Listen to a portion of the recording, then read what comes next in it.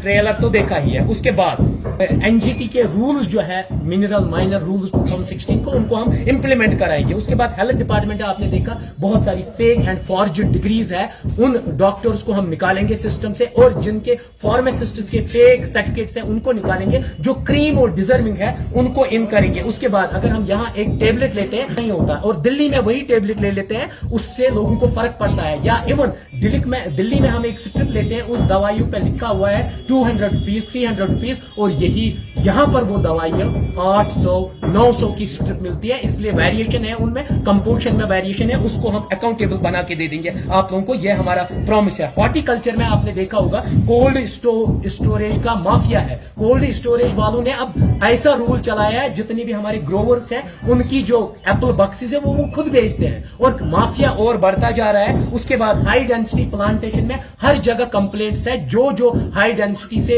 Associated है जिसकी company है उसको हम ब्लैक लिस्ट करेंगे अगर उन्होंने प्रॉपर प्लांटेशन नहीं दी। उसके बाद पेस्टिसाइड्स या फंजिसाइड्स या फर्टिलाइजर्स अगर फेल हुआ है, उसकी वजह से क्रॉप फेल किसी भी ग्रोवर को हो जाता है, उसको 3 टाइम्स कंपनसेशन की गारंटी मैं देता हूं। विद इन 1 ईयर उसको कंपनसेशन दे देंगे। उसके बाद आपने देखा होगा हिंदुस्तान में हर जगह रेलवे डेवलपमेंट नेटवर्क बहुत अच्छा है, सल्यूट है उसके लिए। बाकी पार्ट्स में भी रेलवे डेवलपमेंट 5 फुट्स लिया जाता है 10 फुट्स तक, लेकिन यहां पर अभी रिसेंटली कियास है, टेंशन है लोगों में, पहलगाम अनंतनाग हो या कुलगाम हो या शुपियन हो, क्योंकि रेलवे ट्रैक 700 से लेके 1300 फीट मेहनत है। 10 साल 2014 से लेके आज तक 2024 तक हमने मैनिफेस्टो बनाया। मैं एज ए सोशल एक्टिविस्ट काम करता गया और मैंने देखी रियल प्रॉब्लम्स लोगों की, कहां पर कौन कौन सी प्रॉब्लम है, उन्हीं पे मैनिफेस्टो बनाया। जो पहले सेल्फ रूल और बाकी गवर्नेंस की क्या क्या बातें करते थे वो नहीं, जो प्रैक्टिकली हम कर पाएंगे। बहुत सारे आज दावे करते हैं हम 370 वापस दिलाएंगे, बाकी चीजें, वो कोई दावा नहीं है। जो प्रैक्टिकल जनरल पब्लिक, वही मैंने यहां पर पहली मैं शुक्रगुजार हूं अल्लाह पाक का कि हमारा फॉर्म सिलेक्ट हो गया है, और मैं शुक्रगुजार हूं एडमिनिस्ट्रेशन का, पर्टिकुलरली ARO साहब का। उन्होंने बड़ा ताउन दिया, कोऑर्डिनेट किया हमारे साथ, और एडवोकेट अब्दुल रूम का फॉर्म सिलेक्ट हो गया, और उसमें हमें सिंबल मिला CCTV।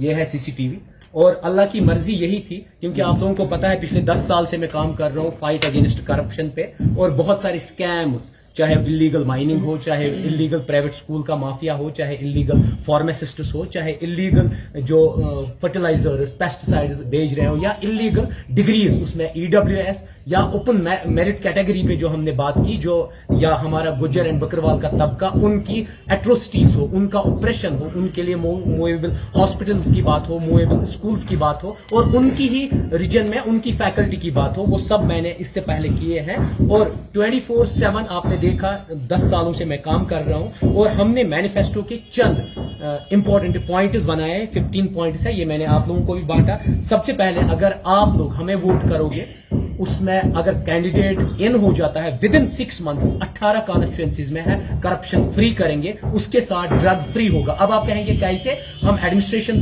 के साथ ताउन ले लेंगे, और जितनी भी सोसाइटीज है, हर एक गांव में सोसाइटी होती है, उनका कॉपरेशन लेके वो सब खत्म करेंगे।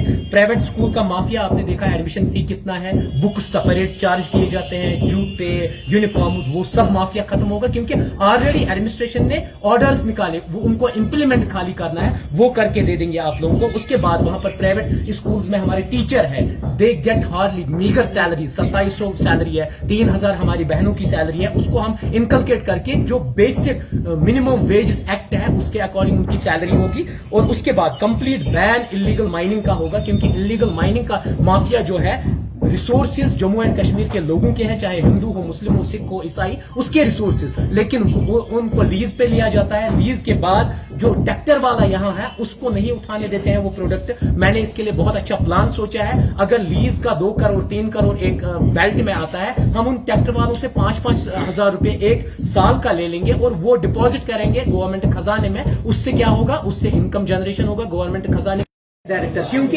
एग्रीकल्चर जम्मू वाले रीजन में है, यहाँ पर कश्मीर में हॉर्टिकल्चर। मेरी मेहनत की वजह से आज आपका जो डायरेक्टर है वो हॉर्टिकल्चर डायरेक्टर है। आप 3 महीने पहले देखिए ऑर्डर बन गया हॉर्टिकल्चर डायरेक्टर, वो मेरी मेहनत का फल है। मुझे बता दीजिए 50 साल से यहाँ जितनी भी पॉलिटिकल पार्टीज है उनको तो ये नहीं पता है एग्रीकल्चर डायरेक्टर किस लिए है और हॉर्टिकल्चर डायरेक्टर में किसकी डिफरेंस है। ये एक रिसर्च स्कॉलर ही कर सकता है और ये एक टीम कर सकती है जिसमें रिसर्च स्कॉलर्स होंगे, जिसमें साइंटिस्ट होंगे, वो डिसाइड करेंगे किस रीजन को क्या चाहिए। भाई साहब आप बता दीजिए आपने खुद कंटेस्ट क्यों नहीं किया? कहा था मैं खुद कंटेस्ट कर रहा हूँ। आपको फिर पता है इन पॉलिटिकल पार्टीज ने कैसा षड्यंत्र रचा और क्या क्या हुआ, वो सब मैंने इससे पहले ही एक्सप्लेन किया। कैसे उन्होंने इलीगल वे में क्या क्या किया वो आपको मैंने बता दिया। वो पास्ट अब दोहराने की जरूरत, क्योंकि मैं इमोशनल हो जाऊंगा, रोने लगूंगा। मैं नहीं चाहता हूं जनरल पब्लिक फिर मेरी बात पर रोए। हम हंसना चाहते हैं और कैंडिडेट जरूरी नहीं है मैं हूं। कल मैं चाहता हूं आप मुझे 11 कॉन्स्टिट्यूंसी यहाँ की और 7 कॉन्स्टिट्यूंसी वहां 18 कॉन्स्टिट्यूंसी में 3-3 बंदे दीजिए, उसमें आप भी आ जाइए। मैं आप लोगों से इलेक्शन लड़वाऊंगा, आप लोग बनिए एमएलए, ताकि ये सोसाइटी चेंज हो जाएगी। जो आपका राइट है, आप लोग तो मीडिया के मेन थंब हो, आप स्तंभ हो आप सोसाइटी के। आप लोगों को ये पॉलिटिकल पार्टीज बात करने नहीं देते हैं, आप लोगों को बंद रखवाती है। अगर आपसे एक गलती हो जाए, ये लोग कभी बात नहीं करते। मैं चाहता हूं मैं आपकी बात करूं और आप खुद, आप में से कोई कल एमएलए हो, ताकि वो आप सबों की आवाज बने। साहब ये बताएं कि आप किस जी अस्सलाम वालेकुम। मैं पहले आप सबका शुक्रिया अदा करना चाहता हूँ। ARO साहब का भी बहुत बहुत शुक्रिया अदा करना चाहता हूँ, जिसने मुझे इतने पिछले 70 सालों से उनकी कोई बात नहीं की गई है, उनका कहीं पे रिप्रेजेंटेशन नहीं किया गया है। उनसे वोट लिया गया, उसके बाद उसी वोट को मिसयूज किया गया है।